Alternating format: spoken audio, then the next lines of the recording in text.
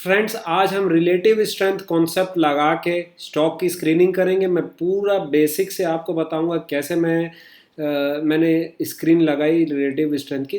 तो सबसे पहले स्टार्टिंग में थोड़ा समझ लेते हैं रिलेटिव स्ट्रेंथ के बारे में होता क्या। देखो, लास्ट वीडियो में भी मैंने बताया था रिलेटिव स्ट्रेंथ का सिंपल सा कॉन्सेप्ट है। जैसे आप टॉप 20%, मतलब आप टॉप 20% स्टॉक्स आप देख रहे हैं जो निफ्टी को आउट परफॉर्म कर रहे हैं पिछले 3 मंथ में, 6 मंथ्स में, 1 ईयर में। ठीक है, तो वो रिलेटिवली स्ट्रॉन्ग स्टॉक्स है और वो स्टॉक कंसिस्टेंटली इंडेक्स को बीट कर रहे हैं। अभी अगर अगर बियर मार्केट भी आ रहा है, निफ्टी फॉल डाउन भी हो रहा है, तो भी ये निफ्टी के रिलेटिवली ये कम फॉल डाउन होते हैं। ठीक है, ये ब्रेक डाउन कम होते हैं। ठीक है, तो ये सिंपल आउट परफॉर्म करते हैं इंडेक्स को। और देखो, एक सिंपल सा, देखो जैसे मैंने लास्ट टाइम भी बताया था, अगर आप कोई एग्ज़ाम दे रहे हो, ठीक है, उसमें से अगर 100 स्टूडेंट्स बैठे हैं, तो जिनका रैंक 80% से अबव है, मतलब अगर टॉप 20 स्टूडेंट्स जो हैं, तो उनका परसेंटाइल होगा 80 to 100 तक। ठीक है, तो इस यही कॉन्सेप्ट इसमें भी यही लगता है कि टॉप 20% ऑफ स्टॉक्स को मतलब हमको वही अपॉर्चुनिटी ढूंढनी है भाई। पैसा वही बना के दे रहे हैं, रिटर्न वही दे रहे हैं, तो हमको टॉप मतलब स्ट्रॉन्ग स्टॉक्स में फोकस करना है, टॉप 20% स्टॉक्स में। ठीक है, तो अब सीधा चलते हैं स्कैनर पे। मैं आपको सिंपल से एक स्क्रीनिंग दिखाता हूँ चार्ट्स मेज में। लास्ट टाइम भी मैंने इसी चार्ट्स मेज वाली वेबसाइट में मैंने आपको दिखाया था, स्क्रीन लगा के, जो अर्निंग्स का मैंने लगा के आपको दिखाया था कि कैसे फाइंड आउट करें कि अर्निंग्स किसकी स्ट्रॉन्ग आ रही है। ठीक है, कौन से स्टॉक्स की अर्निंग्स 25% से जंप हो रही है वाई वाई, वो हमने लास्ट टाइम लगाया था। अब देखो, अब रिलेटिव स्ट्रेंथ का स्कैन कैसे लगाते हैं। ठीक है, सिंपल सा टेक्निकल कॉन्सेप्ट है, कोई ऐसा मतलब इतना कोई हार्ड नहीं है। मैं बहुत लेमन लैंग्वेज में आपको समझा रहा हूँ।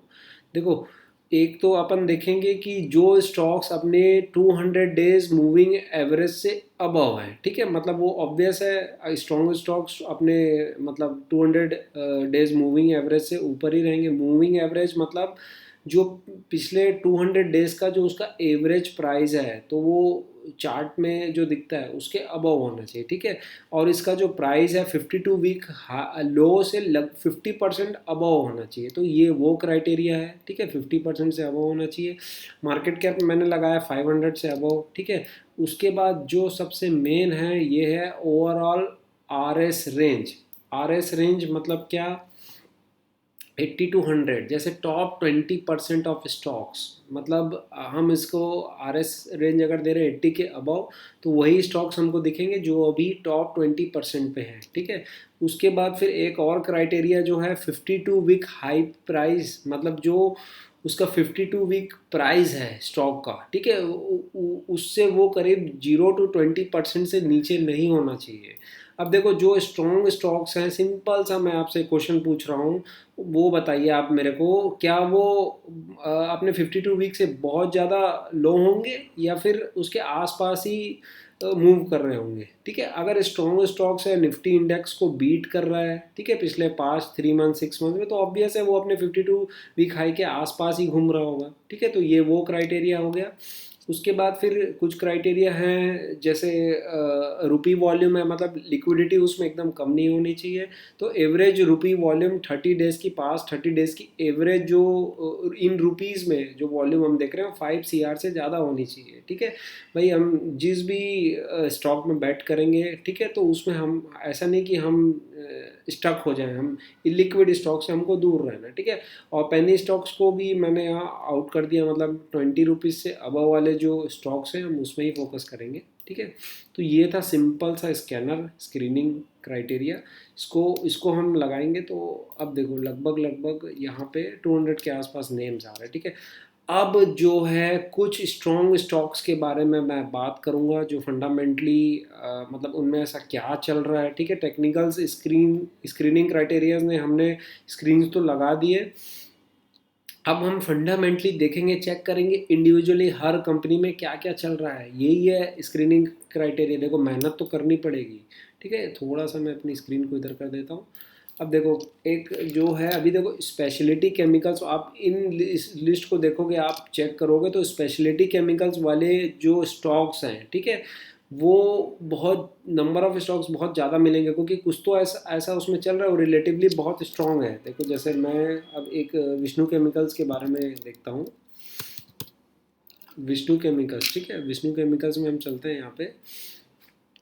तो ये अब थोड़ा सा देखते हैं, बिजनेस मॉडल समझेंगे विष्णु केमिकल का कि ये कंपनी करती क्या है, ठीक है। देखो फिर से फ्रेंड्स, यहाँ पे हम आ गए विष्णु केमिकल्स में। ये जो है इंडिया की लार्जेस्ट क्रोमियम और बेरियम केमिकल मैन्युफैक्चरर है, ठीक है, लार्जेस्ट है। उसके बाद एक्सपोर्ट करती है 50+ ज़्यादा कंट्रीज़ में, और इसके एंड यूज़ जो एप्लीकेशन है वो 10 इंडस्ट्रीज़ में यूज़ होता है, ठीक है, वो मैं और डिटेल में आपको बताऊंगा अभी। और 1000+ डाइवर्सिफाइड एंड इंक्लूसिव वर्कफोर्स, मतलब बहुत लार्ज, अब लार्ज स्केल पे काम करती है, ठीक है। अब देखो इसके यूसेज देखो, क्रोमियम केमिकल्स कैसे हमारी लाइफ को टच करता है, ठीक है।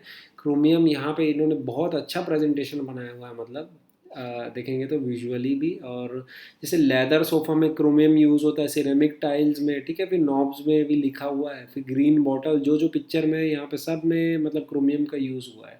फिर यहाँ पे देखो शावर हेड में, वॉशरूम का भी इमेज इन्होंने जैसे दिया है, तो शावर हेड में क्रोमियम का यूज़ हो रहा है, टॉवल रैक में, फॉसेट्स में, ग्रीन टाइल्स में, मतलब एंड यूसेज आप देख सकते हो, ठीक है। इसका रेफ्रिजरेटर में, कॉइल्स में, सिंक, डिटर्जेंट, फिर Chrome handle, Chrome lamp, leather, headboard,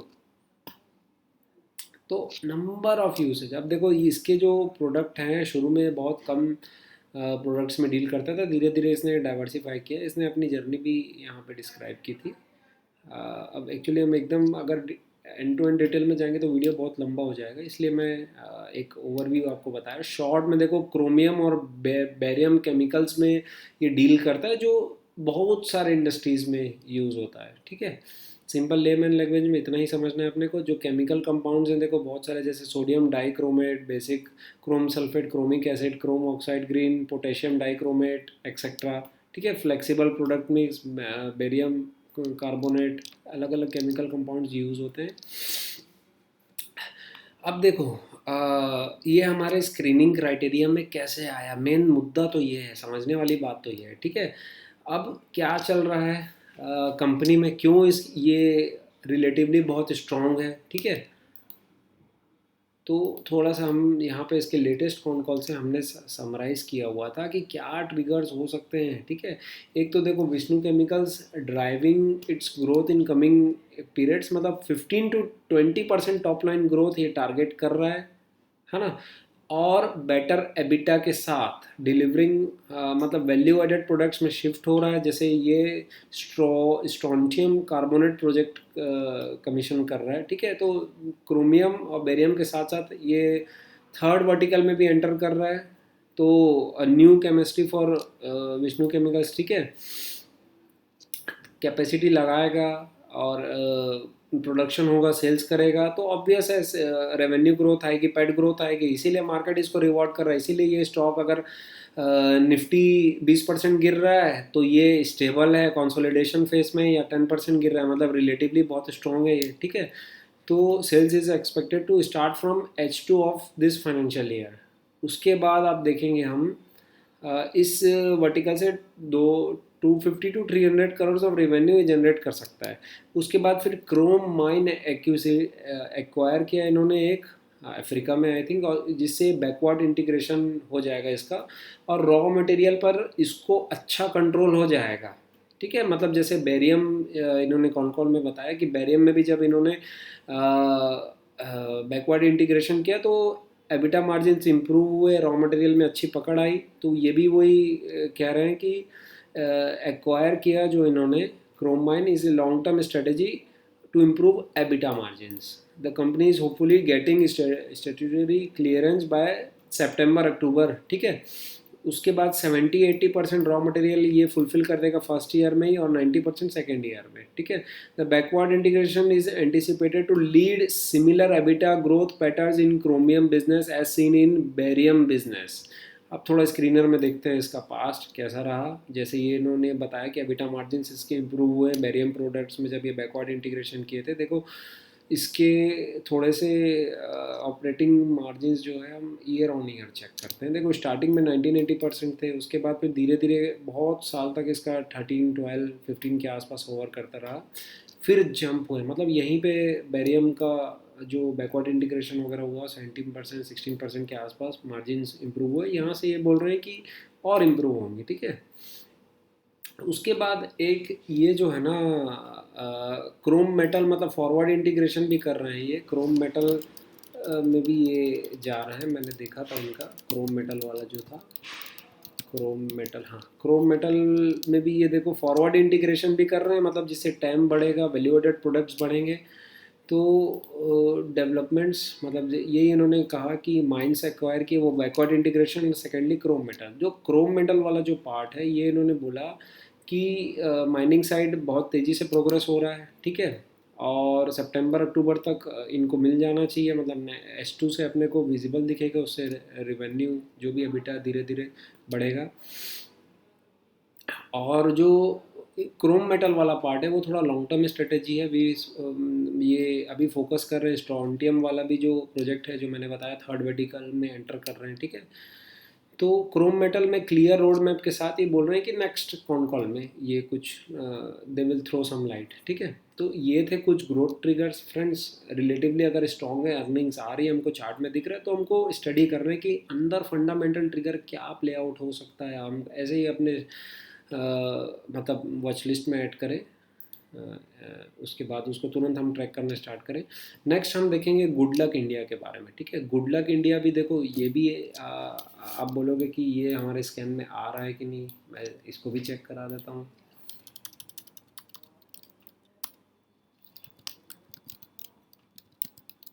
देखिए गुड लक इंडिया में भी 90% की RS रेटिंग है, मतलब इसमें भी कुछ चल रहा है, ठीक है। इसकी भी रिलेटिव स्ट्रेंथ बहुत स्ट्रॉन्ग है।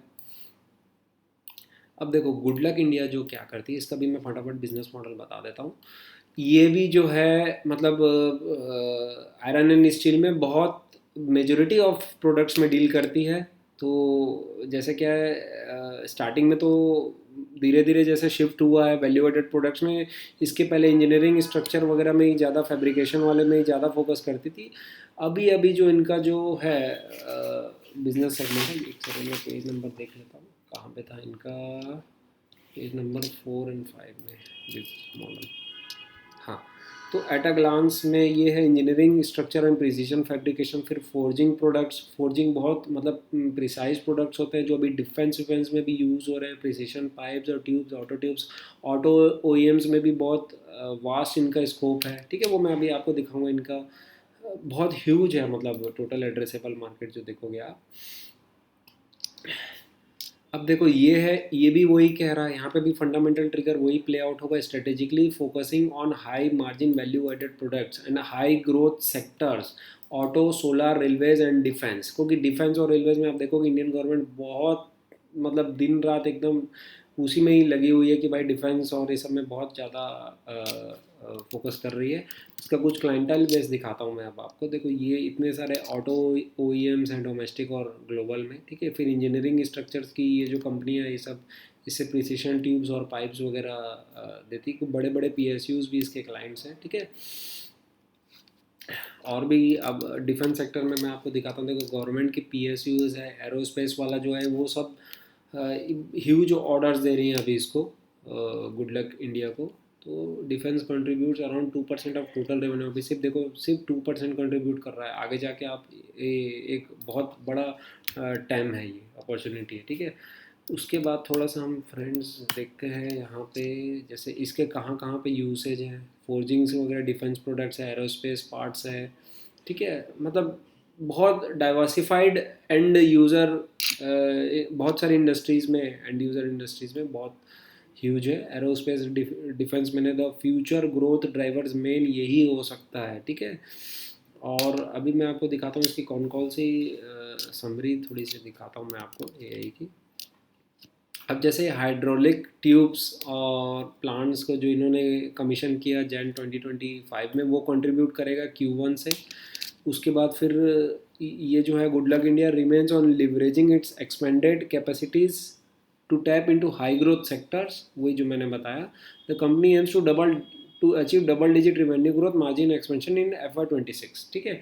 तो अब यहाँ से आप देखो गुड लक इंडिया का ग्रोथ ट्रिगर क्या क्या हो सकता है। लाइसेंस फॉर डिफेंस प्रोडक्शन के लिए ये लाइसेंस लगाया हुआ है इन्होंने, ठीक है, which is expected to create long term value, है ना। फिर एक सब्सिडरी भी इस्टेब्लिश्ड हो गई है फॉर मैन्युफैक्चरिंग कैलिबर शेल्स वगैरह, मतलब वो सब जो यूज़ होता है डिफेंस में। गवर्नमेंट की clearance to start production and very positive licence soon मिल जाएगा टू अचीव 40-50% कैपेसिटी बोल रहा है FY 2026 में, 90% FY 2027, ठीक है। गुड लक का जो मेन जो ग्रोथ ट्रिगर है, जो ड्राइवर है, डिफेंस वर्टिकल है, ह्यूज एपेटाइट है। Government aims to defend exports, मतलब अब तो एक्सपोर्ट्स भी होंगे डिफेंस के, ठीक है।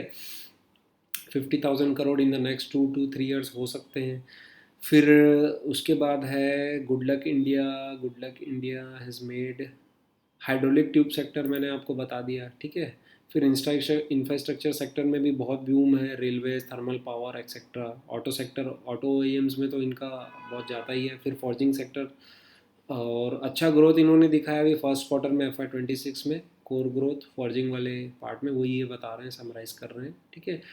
और फोर्जिंग बिजनेस से higher is expected to have higher margin than pipes and cold roll sheets और कॉइल्स, ठीक है। तो मतलब जैसा दिख रहा है मैनेजमेंट बहुत बुलिश है, हम ट्रैक करते रहें, अपने वॉच लिस्ट में रखें इसको। वैल्यू एडेड सेक्टर में कंसिस्टेंट फोकस है, ये वही बोल रहे हैं। जो ग्रो कर सकते हैं 25% से, सॉरी 24% से जो ग्रो किया Q1 FY 2026 में, आगे जाके वो और ग्रो कर सकता है, ठीक है। तो अब ये था गुड लक इंडिया के बारे में बात की। अब हम थोड़ा सा एक थर्ड कंपनी में आते हैं फ्रेंड्स, वीडियो बहुत लंबा हो जाएगा नहीं तो। HPL electric and power limited, ठीक है। अब इसमें क्या थीम चल रही है देखो, इसका भी थोड़ा सा बिजनेस मॉडल बताता हूँ मैं आपको। HPL इलेक्ट्रिक जो है वो electric products, meter, smart meter, switches, MCB, और ये देखो ये सब मतलब पूरे इलेक्ट्रिक आइटम्स के मैन्युफैक्चरर है, ठीक है। जो भी है स्विच, और ये आपके डिस्कनेक्टर हो गया। फिर इधर वैल्यू एडेड प्रोडक्ट्स भी जैसे फैंस और ये सब, ठीक है। तो सोलर केबल्स, स्ट्रीट लाइट्स, ये यही सब मैन्युफैक्चर करता है। अब इसमें जो मेन जो चल रहा है HPL इलेक्ट्रिक का, आप देखोगे जो मेन है, इसमें क्या फंडामेंटल ट्रिगर प्ले आउट हो सकता है। अच्छा पहले मैं RS में दिखा देता हूँ HPL इलेक्ट्रिक है कि नहीं, एंड इसको भी एक बार देख लेते हैं। HPL इलेक्ट्रिक, देखो HPL इलेक्ट्रिक भी इज़ प्रेजेंट हियर, ठीक है, इलेक्ट्रिकल एंड पावर इक्विपमेंट में। तो इसका थोड़ा सा अब देख लेते हैं कि इसमें क्या ट्रिगर प्ले आउट हो सकता है, मतलब क्या ऐसा फंडामेंटल ट्रिगर है जो इसको ड्राइव कर रहा है, जो इसकी रिलेटिव स्ट्रेंथ बहुत अच्छी है। स्मार्ट मीटर वाला थीम, देखो जितने मीटर हैं इलेक्ट्रिक मीटर पूरे इंडिया में, आप तो देख ही रहोगे सामने विजिबल है, सब चेंज होने वाला है, स्मार्ट मीटर लगने वाला है, ठीक है। गेम चेंजिंग इनिशिएटिव है ना। अब यहाँ पे ये वही बता रहे हैं कि देखो 25 to 30 crore smart meter change होने हैं, ठीक है। That that could create opportunity of 60,000 to 90,000 crore smart meters. और अभी जो इनका ऑर्डर बुक है, ऑर्डर बुक भी मैं चेक कर रहा था स्मार्ट मीटर वाले थीम में, तो देखो इनका जो ऑर्डर बुक था, ऑर्डर बुक लगभग 3500 करोड़ के आसपास स्मार्ट मीटर से इनका ऑर्डर बुक है, ठीक है। तो ये जो है ये वही बोल रहे हैं कि 50% ऑर्डर बुक तो ये मतलब with in a year he complete कर सकते हैं, और लगभग FY 2026 में ही ये कंप्लीट कर सकते हैं 50% जो स्मार्ट मीटर वाला जो ऑर्डर बुक है। Last year they delivered around revenues of 1100 crore. We are targeting strong double digit growth again in FY 2026, यही स्मार्ट मीटर वाली थीम, ठीक है। इसमें यही फंडामेंटल ट्रिगर प्ले आउट हो सकता है, हम ऐड करें। अब इसके थोड़ा सा पास्ट भी देख लें, अभी क्वार्टर रिसेंट क्वार्टर का रिजल्ट तो नहीं आया है, वही मार्केट वही वेट कर रहा है। देखो 18 से सीधा सीधा 37 करोड़ हुआ है मार्च में, मतलब कुछ तो चल रहा है, रिवेन्यूज़ अर्निंग्स भी बढ़ी है अच्छी खासी, हमको ट्राई करना चाहिए, ठीक है। हम अपनी वॉच लिस्ट में डाल के रखें इसको। उसके बाद जब ये रिजल्ट आया होगा मार्च का, मेरे ख्याल से मई के आसपास, तो मार्केट ने इसको ऐसा रिवॉर्ड भी किया। अब फ्रेंड्स अगली कंपनी में चलते हैं, पेन्नार इंडस्ट्रीज़ लिमिटेड। इसके बारे में भी मैंने बता चुका है पहले भी, ये भी हमारे स्क्रीनिंग क्राइटेरिया में आ रही है, पेनार इंडस्ट्रीज़।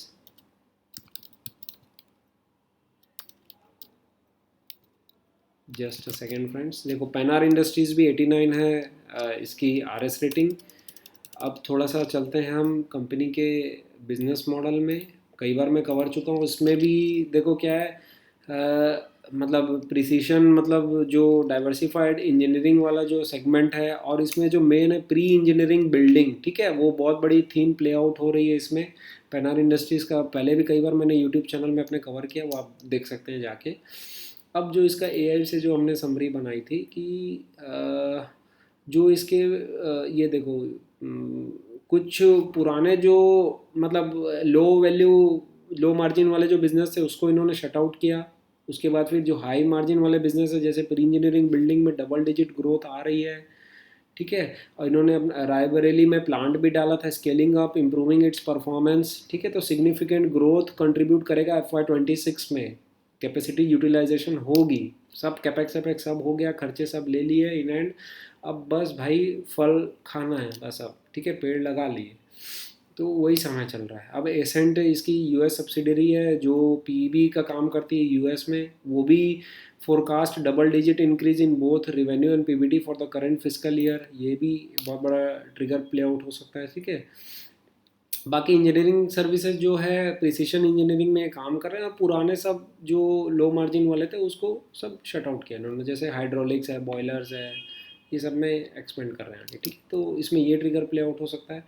अब एक लास्ट हम देख लेते हैं, और टीडी पावर सिस्टम्स लिमिटेड, ये भी हमने डिटेल में कवर किया था, कैपिटल गुड्स से ये है। अब इसका भी आरएस मैं आपको चेक करा देता हूँ।